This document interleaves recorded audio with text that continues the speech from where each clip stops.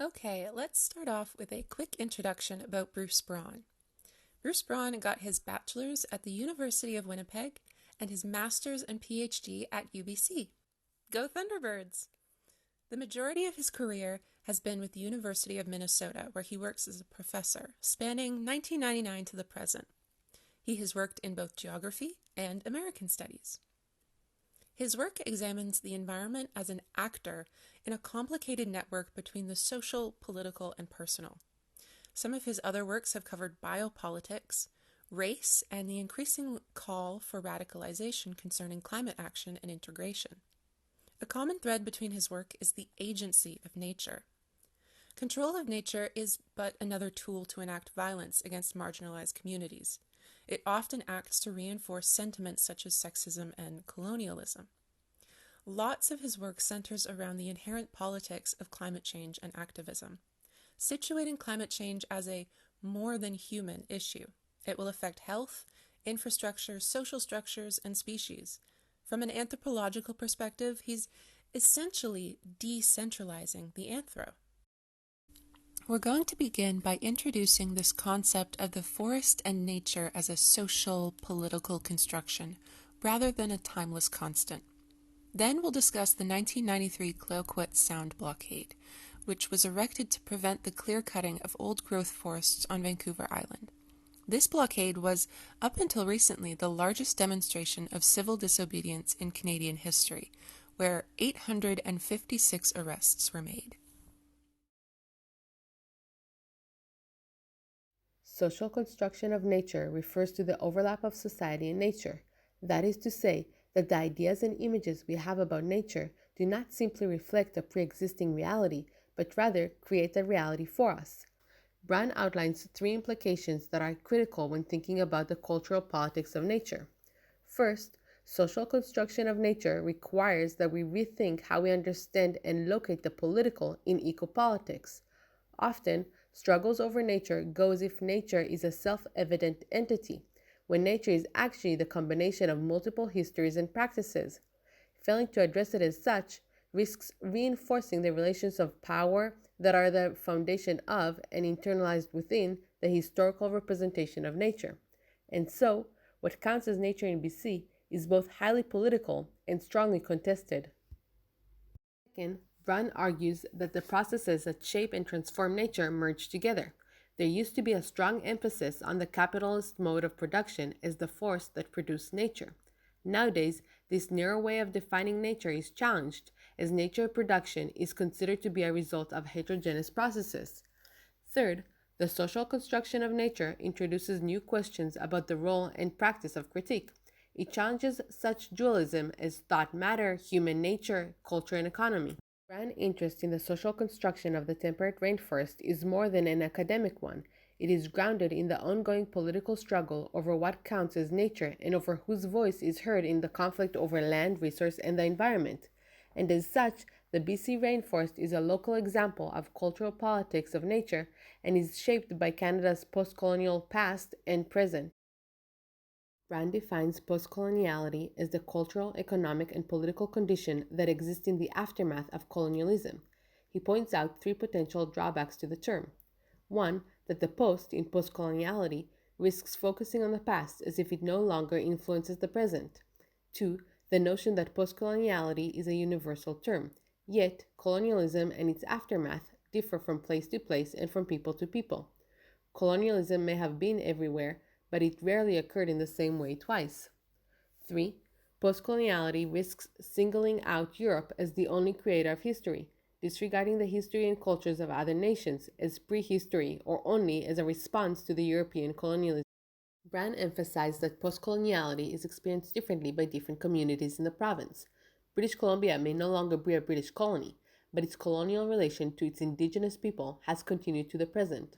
And so, Braun uses the term postcolonialism to refer to the time that follows the constitute of colonial relations and not to the time period after the end of colonialism.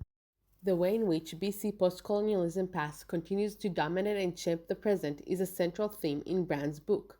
According to Braun, there are tropes that are embedded in how we see forests, and often they are an obstacle in the way of finding alternatives to postcolonialities. Such trope as pure nature preserve relations of domination based on colonial stereotypes, and concludes that the production of socially just post-colonial nature on Canada's west coast is not determined in advance, but is shaped by history and politics, and that struggles over forest cultural meaning are central for the change. Nature is seen as nothing but resources for the accumulation of wealth and for nation-building projects, which justifies violence towards plants, animals, and people. This global capitalism legitimizes the exploitation of landscapes and communities, deeming it as expendable in the name of nation, profit, and progress. Braun discusses how nature is viewed in a binary logic, either pristine nature or destructive humanity. He argues that this binary is problematic because it oversimplifies the complex politics of the rainforest. First, it authorizes certain actors to speak for nature's defense and management, such as environmentalists, transnational capital, and the state. Second, it marginalizes those who do have a sacred understanding and relationship with the forest, such as the local communities, forest workers, and First Nations peoples. Braun draws on Michel Foucault's genealogy-disrupted identity thinking, which in this case, the temperate rainforest is broken apart and viewed as an object meant for economic, political, and aesthetic calculation, rather than of innate and intrinsic value. Thus, Braun argues that we must redefine the forest to be more informed and have a more inclusive debate about what futures we want, a space that is not constrained by the binary definition of the forest. First, we must imagine other better ways of being together with the forest and with humans that do not reduce all of nature, all of culture to the logic of commodity. Second of all, we must live codependently with nature and to live harmoniously. A second point that Braun discusses is the reproduction of colonialism under a different backdrop, such as the division of the forest without the input of the Nuu-chah-nulth peoples. The Quileute sound is central to the Nuu-chah-nulth people's identities, community, and economy, all of which was disregarded and erased during the division of their forest. Braun discusses that modernization, progress, Canadian culture, duality of nature, are all deeply rooted in the institutional and state practices in the region, making it extremely difficult to recognize the political and environmental practices of the Nuu-chah-nulth peoples. Thus, Braun argues that we must be open to various ways to reconstruct and redefine the temperate rainforest, to include various practices and histories in order to come together and create meanings that are continuously fluid and not timeless and fixed. According to Braun, we must develop a robust critical environmentalism, one that recognizes the intertwining of social, cultural, and technological and ecological relations in the worlds that we live in. Second, we must dismantle relations of domination that is set in place during European colonialism that continues to transpire in our current so-called post-colonial present. We must learn to rethink nature, power, resistance, politics, indigeneity, and history. Braun then introduces his term of social nature. Thus, we must understand nature as social in order to see the world in terms of a nature-culture hybrid. Only then are we able to question our current social and environmental conditions in order to move towards an ecologically sustainable and socially just future. Our current way of viewing nature is problematic because it denies any social relationship with the environment and along it the responsibilities we have towards it, which is a deeply anthropocentric view, where humans are superior to everything. With nature viewed as external, it places nature as outside history, which denies other histories of nature's occupation, specifically those of indigenous peoples. For one, erasing and collapsing indigenous cultures, and complicit in the displacement of people, for which these forests are their home. By changing our view of nature as socially constructed, we'll shift the responsibility back to us, to remake nature with consequences towards people, plants, and animals in mind in order to bring together social justice, to understand the ethics and the responsibility we have with our relationship with the forest, which forces us to think in terms of the web of relations that encompasses humans and animals together. A social nature places the focus firmly on the connections and the relations and the network. This way of thinking includes humans rather than excluding humans, which forces us to understand the complexity of our ecological systems, the networks that bind animals, plants, and humans together, which makes us evaluate our actions based on the consequences across and through all of these networks. Braun argues that we must view nature as a social nature, with ethics and politics, and the dwelling on nature, rather than fully separating ourselves from it. Okay, so to summarize, we must think of environmental politics from multiple positions: the wild, the people, the industry, etc. Nature is socially constructed and informed. We must take responsibility for our relationship with it. We must stop thinking of nature as something to dominate. It is an active participant in our lives. And finally, our current vision of nature as an immovable, timeless monolith is actively suppressing Indigenous voices. Big news tonight in a story that took off a couple of summers ago, the clear cutting of Clayoquot Sound. The Clayoquot Sound protests of the 1990s were in many ways a product of a system of sustained yield forestry, first introduced in the mid-20th century by Justice Gordon Sloan, who wrote the 1945 report on BC's forest resources. The report reinforced colonial displacements and outlined nature as belonging to the state, erasing Indigenous territoriality. Sloan's model of sustained yield forestry worked on the principle that each year the amount of tree fiber removed from the forest should equal the amount of fiber added through new growth. This normal forest would therefore consist of an equal distribution of trees at different ages. In those areas that were harvested first, they would also be first to be cut again. However, it proved difficult to determine the optimal rotation period between cuts. Sloan's model of rational forest management had a number of consequences, namely, it commodified forests entirely. Since the model was implemented, the spatial logistics of Sloan's normal forest have determined when and protests happen. Because rotations between first and second cuts happen slowly, the sustained yield system was forced to enter more and more remote areas. By the end of the 1980s, there were few areas on Vancouver Island untouched by logging. Those that were intact were slated to be logged. The end of nature appeared imminent, and unsurprisingly, forestry conflicts intensified. However, this crisis was actually presupposed by Sloan's model. Ancient, remote forests weren't suddenly under attack. In fact, they had been an integral part of the social and economic calculations from the very beginning. The circle of rotation would at one point have to be closed. The intense conflict that emerged between those communities depended on completing the forest cycle and those interested in preserving the last of what remained. In the 1980s, more and more of Vancouver Island's valleys were slated for logging. Clayoquot was one of those sites, which was home to some of the largest remaining tracts of intact temperate rainforest on Vancouver Island. The impact of media meant a lot to the success of the protest. However, Braun's interest lies less so in these media tactics, and more so in how and by whom the temperate rainforests of Clayoquot Sound came to be represented. For example, there's a famous 1993 video from the protests of a man being pulled and dragged from the barricades by RCMP officers. In it, he says, "Here I stand for the wild things who have no voice in our courts, our boardrooms, and our politics. I speak for the wolves, the trees, and the eagles." As important as this statement was, Braun asks why it was this man, rather than someone else, who spoke for nature. What made it possible for predominantly white, middle-class professionals to stand before machinery and defend traditional territories? The environmentalism that occurred at Clayoquot opened up a whole can of issues, but notably it pointed to the ambivalent place of Indigenous peoples in environmental discourse. Braun argues that the environmental imaginaries that informed the Clayoquot protests were mediated through a discourse of indigeneity. Clayoquot brought up questions about how indigeneity is defined and by who. What does it signify in modern discourse, and what are its political implications? To address these questions, Braun looks at images of Clayoquot Sound where what counts as nature and indigeneity is at stake.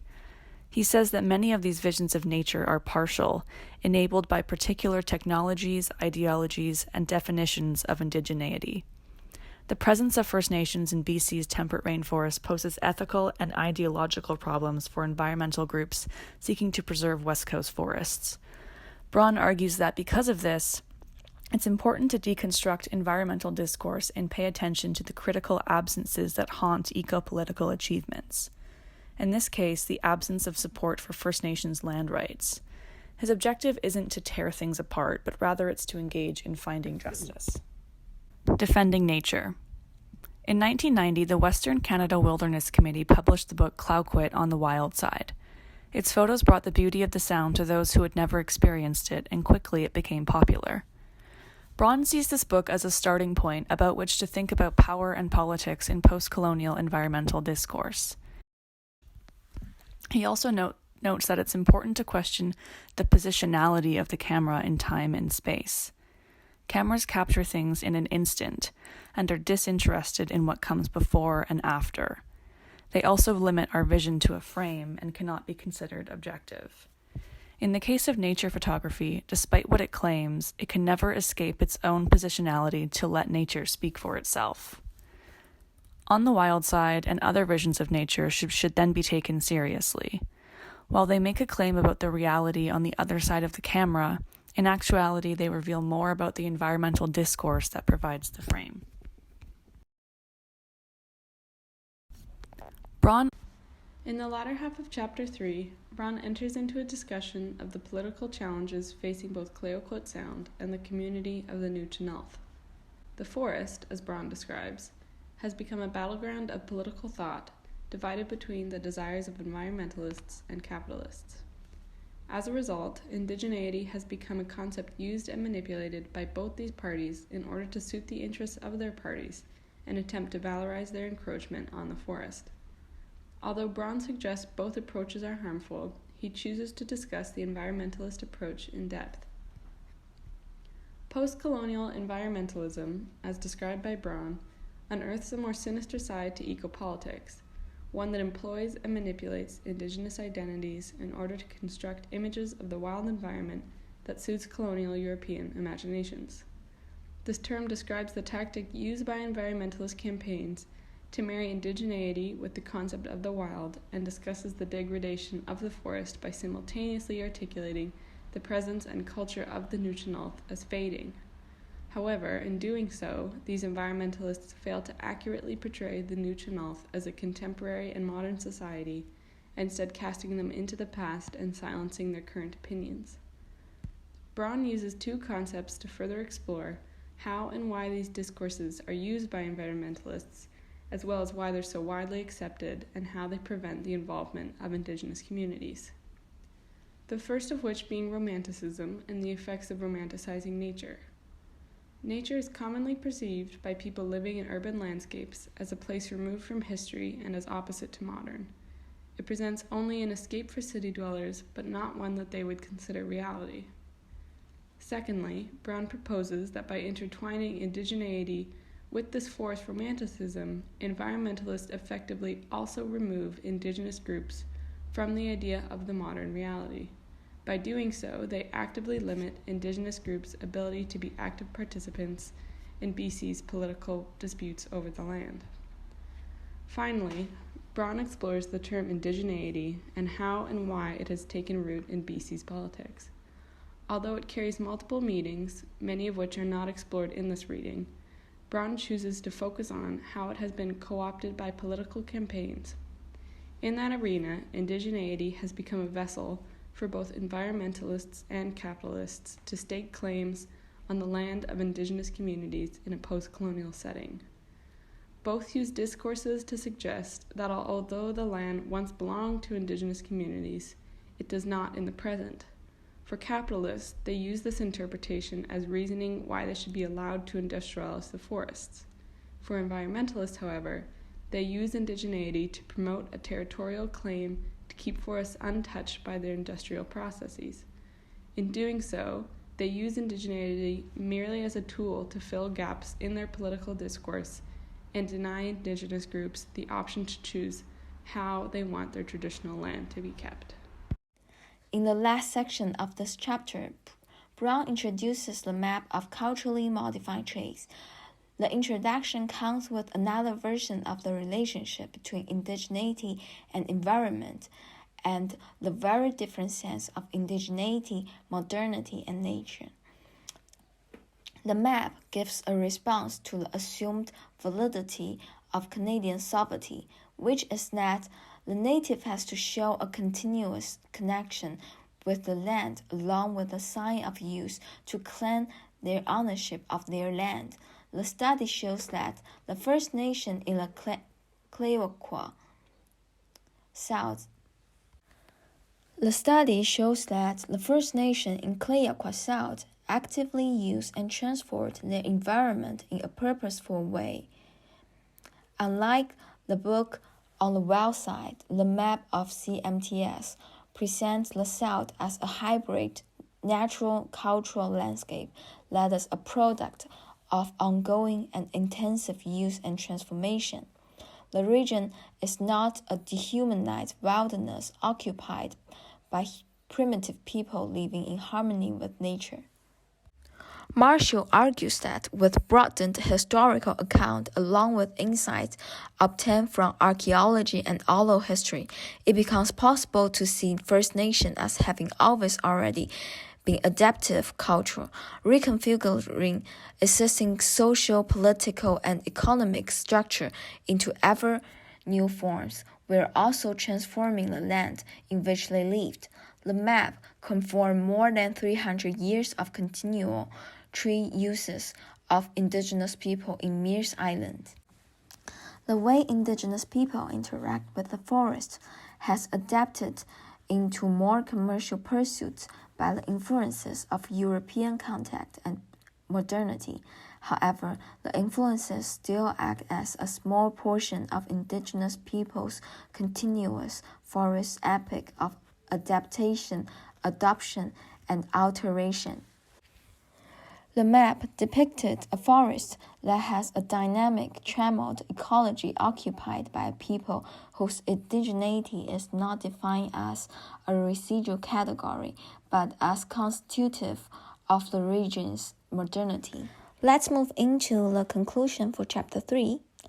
On top of the issue between environmentalists and First Nation about the protection of Clearwater Sound, Braun argued the definitions of indigeneity and the origin of the definitions, the relation between indigeneity and modernity, and the contemporary eco-political influences of them from the comparison of the book On the Wild Side and the study of CMTS maps. The different manner and ideologies embodied in this two material portrayed different images of indigenous people and different political discourse and power, continuing shapes the world in a diverging way. Finally, we would like to pose a few questions to the class. Number 1. The Clayoquot Sound protest was once the largest display of civil disobedience ever in Canada's history, only recently dethroned by the currently active Fairy Creek blockade. Based on what you might have heard about Fairy Creek in the media, does Braun's text shed a new light on these events? If you're unfamiliar with it, can you connect Clayoquot Sound to any other protests like the Oka crisis or the recent climate walk? Number 2. First Nations band councils are often pressured or coerced into new deals or stuck in old ones when dealing with resource management. How does colonization inform First Nations, industry, and the state? And third, the idea that nature is pure wilderness is a popular point among environmental preservation advocates. Braun argues that there is no such thing as wilderness, and such notions are part of the political construction of nature. When talking about nature as if it is pure and untouched by man, who and what are excluded from nature?